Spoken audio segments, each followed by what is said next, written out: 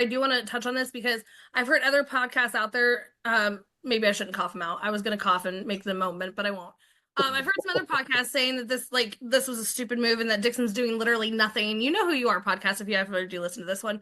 But basically said he'd be a zero vote finalist. He's a Philip Shepard of Redemption Island, all kinds of things. Again, if you know, you know. The amount of not only social game that he did in this moment, strategically, because you just pointed out, not only you do see this in that when they're sitting there like on the swing and like whatever they're doing, he knows that there might be an in here. And so he's like, okay, like let me show her that I have her back, but also I'm gonna take the fall so I can continue to build this bond while the rest of you are running around an island. And we already know that Dickson's not doing heights and stuff, so he's like win-win for me. Strategic, smart. Exactly. Like the bond with Letty, or should I say Lette, to give a shout If out. you know, you know.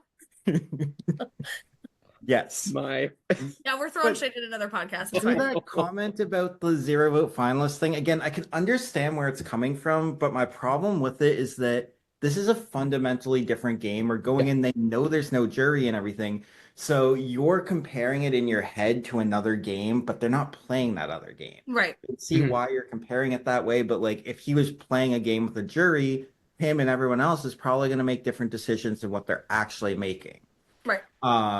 Can you criticize some stuff? Of course, like he's at the final six with at least three people that are way physically stronger than him, and Yeah. presumably it's a final four challenge. Right. That's a tough uphill battle. 100%. But I always say, and even in Survivor, you can play the best game you want, like Rick Devens, for instance, it goes out in fourth place. Rick Devens had 0% chance of winning because he wasn't in the end. Even Right. though, like, for sure, if he was there, he would have won. Right.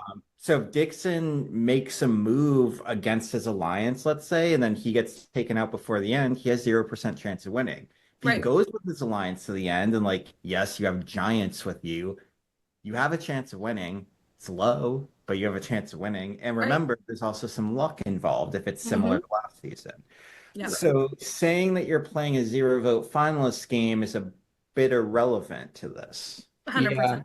well, and he's made moves that if you're comparing him to like a Philip Shepard, I'm pretty sure Philip didn't really actually make moves in Redemption Island that weren't with Boston Rob. Like Dickson actually did make a move to take out Storm. And again, that's another physical threat. If you're gonna say he's sitting there with three physical threats, well, he got rid of a physical threat like early enough to where he didn't have to deal Right. with it. One that's not going to benefit him. Yeah, exactly. Yeah. So And I obviously, like, I'll make the point, we're biased for sure, but what we're trying to do is back up our biases with facts from what we've seen in the episode.